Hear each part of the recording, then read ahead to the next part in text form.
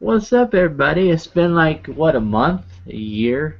A couple of days? I don't know. It seems like that. It seems like we've been gone for so long, just because there hasn't really been that much, we had so much in that short period of time there where we had Mania, we had, NXT, Ring of Honor, we had TNA, we had AJ retiring, we had just everything was all in that one little just bunch of time, and then, we have nothing now. It's like, whoa. But anyway, we have NXT well, not tonight, but you know, we're we've been busy, so unfortunately we've had to push it back a little bit. Hopefully, when it gets into May, June, July, we'll have a little bit more time to kind of get them out quicker. Is what we want to do, but with work and everything, can't always do that. But anyway, um, before I get into it, this show to me was a little bit of a letdown. And when we get into it, you'll understand why. If you watch it, you'll understand why, because it was basically really pre-recorded, and I mean really pre-recorded, like 2 weeks, 3 weeks pre-recorded. And I was like, come on, WWE, let's get your shit together. But anyway, we open up with a basically a video package showing NXT at WrestleMania. What they did at WrestleMania signings. There was the tournament for the Andre the Giant Memorial Battle Royal to see who would be able to get into it. But obviously by this time we knew WWE. Um, they were at Access, which is pretty cool. If you ever get a chance to go to WrestleMania, or even if you just get a chance to go to Access, do it because it's awesome. But any thoughts on the opening video? Yeah, I like the video because, like, I feel like these videos when they go out to different places, this makes me feel like they're continuing to grow. Like, it was just cool to see how many fans were like, "Oh, NXT, NXT," Like, it was just it was a cool thing. I liked it. I definitely liked it. Like, it was just so many fans and like a couple of fans dressed up as wrestlers and stuff like that, which is something you always get at wrestling events. So I thought it was pretty good. I liked it. Yeah. And then next, they also showed the Andre the Giant Memorial Battle Royal qualifying tournament, which this show is basically they're showing the semifinals, which is a waste of time because we already know who won. So why didn't you do this weeks ago, WWE? Why didn't you do this before WrestleMania? Wouldn't that it just didn't make sense to me. It was cool to see the matches, because they're always good matches, but the fact that we knew the outcome and we knew who won and made it into the Andre the Giant Memorial Battle Royal ruined the whole show for me in that aspect. And plus, they didn't really add anything new. There was no, new kind of storyline or anything. It just, I don't know. But let me get into the first match. First of all, what did you think of the showing the Andre the Giant Memorial Battle Royal? Yeah, I thought that was kind of cool. It the only thing was like it was just like you said, it was just weird. Like, why couldn't they just like put this out there like during the day, like on one of the WrestleMania before days or something, or maybe that Wednesday before instead of doing a taping, just throw that on there. Because like I feel like with the network they got so much leeway when they can put stuff up, so it wouldn't have been an issue to put it up a little bit early. Um, I don't know. I was kind of like, I don't know why we're watching this. Doesn't make a lot of sense, but I was like, I guess I'm excited to see the matches and kind of see what the setup was like and stuff like that. But and also another thing I didn't get was the commentators. Like, I don't think there were commentators actually there. Like, it seemed like they were like recording in a studio or something. And the weird part was that the commentators were acting like it was live. It felt like to me, like we didn't understand what was going on. We didn't know. Like, we already know. They were like, well, like putting themselves back in that time frame, and I'm like, I don't think that's gonna work. You know. Yeah, it just it didn't make any sense at all. But anyway, let's get into our first match. It was Hideo Itami versus Adrian Neville. You know, this match started off with a "This is awesome" chant from the fans. So it just shows the energy and the excitement in the arena for this match because I think I don't think in this whole show I don't think any of the guys had faced each other before except for Finn Balor and Hideo Itami later on. But I don't remember Hideo ever facing Adrian Neville or Tyler Breeze ever facing Finn Balor. I may be wrong, and they probably may have like in the Indies. But as far as in NXT, I don't remember them ever facing. But you know, started off with some really good technical work in the beginning. Keeping each other grounded, which obviously they have to do. Both of these guys can do high flying, fast-paced moves, so that was smart on their part. I felt like this match was one of those matches where, you know, if you were there, it would have been so much better. Just the energy, just the kind of electricity in the that it felt like was in the crowd. And he running away with a dog, whatever, whatever. We don't want you. You get out of here. We don't need you. Um, the only thing that kind of ruined it for me was, like I said, knowing the outcome. Knowing who won the tournament. It just killed it. Um, and another thing um, that was confusing that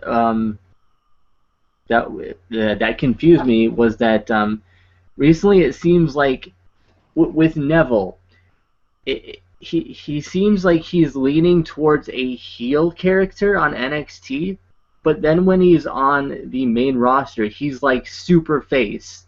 So it's like, is he a heel or is he a face? I don't understand. You can't be both.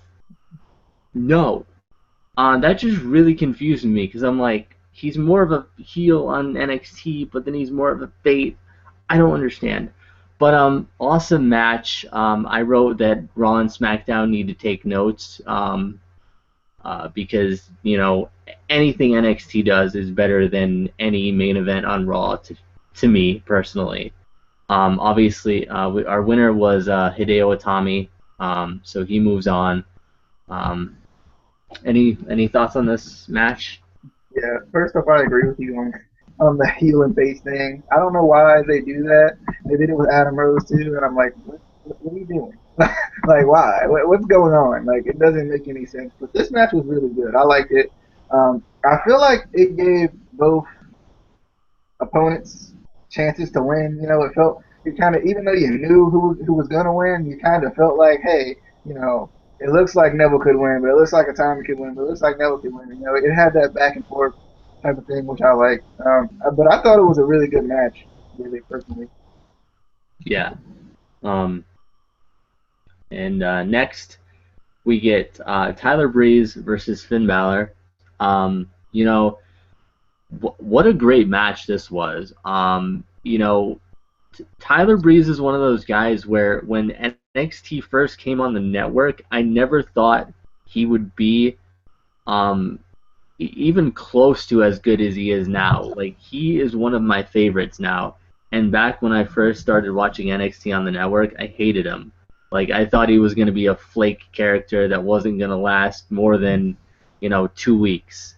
But he's a guy that I'm really excited for. I don't necessarily see him carrying a major title, but I feel like he's one of those characters who doesn't need to. He's kind of like a Zack Ryder, where everyone wants him to have the title, but his character allows that he doesn't need it. He's just over so much.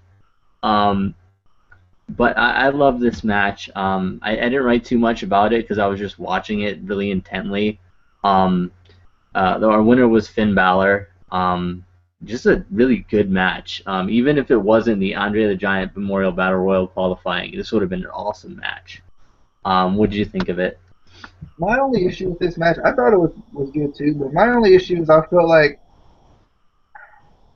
they kind of played the game where Finn kind of had the upper hand the entire time.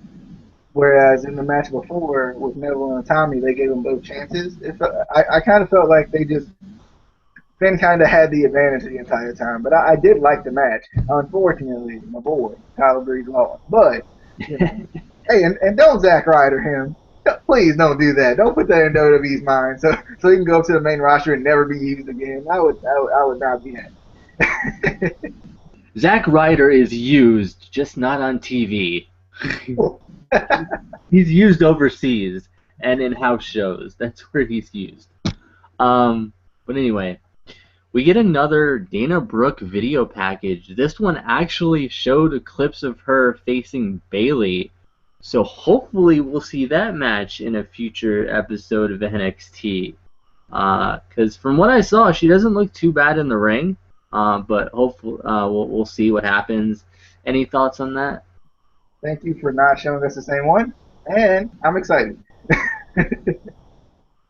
And then we got they showed a kind of a special backstage special from the live show at San Jose State, which was just kind of cool. I like that kind of stuff where they show, the setup, backstage, everyone kind of, it showed Triple H kind of giving everyone a pep talk in the locker room area, which was kind of cool. Just that backstage that you don't normally get to see, I really like. Any thoughts on that?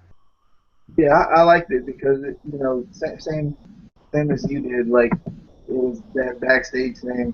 I thought it was cool, and I think if I'm not mistaken, I think they kind of took it from Bayley's perspective a little bit too at times. So I thought that was cool too because that was her hometown and that was a big moment for her. So I liked it. I really did. Yeah. Next match I'm going to give to you because I didn't give you a match in this show, so I'm going to give you this one. Hideo Itami versus Finn Balor. All right, we got, like you said, Hideo Itami versus Finn Balor. And I thought this match was pretty impressive, so let's get into it. You got Finn was looking to take advantage early, but it ended up being kind of a stalemate, which makes sense. They know each other pretty well. They wrestled each other, in NXT, if nothing else, a couple of times. Finn starts to ground Hideo, but Hideo comes back with a leg sweep. Hideo, with his just stiff kicks, just ow, like just don't kick me ever, Hideo, please stay away. But Baylor retaliates with a roll through drop kick, a little bit. Nice reversal by Finn on the hanging tornado DDT, which I really love because that usually doesn't get reversed most of the time, and it kind of played back into that I know you. We fought before. I know what you're gonna do, so I like that. We got a nice little combination of moves where they ended up in a round kick by Hideo, where Finn just kind of no sells it, then he hits the Pele kick. Beautiful, love that, love stuff like that. No sells are nice when they're put in the right spots. But then Hideo comes back and he hits the shotgun kick on the run for the win, running Finn Balor for the win, which made it look even more impactful because Finn Balor was coming at him, kind of full speed a little bit. But I definitely like this. It was very fast paced, especially when it got going when Hideo wasn't grounded. I think Hideo has a good future if they know how to use him well. I feel like I really like Hideo. I like Finn as well. So obviously I like Finn, but I know Hideo sometimes doesn't get a lot of praise either. So I do like Hideo, and I'm hoping they'll continue to give us some good matches with Hideo. I'm excited to see where he's going to go next after the Tyler Breeze thing. Yeah, I think he almost hit the GTS in this one, didn't he? Didn't he like try to the fans were chanting GTS.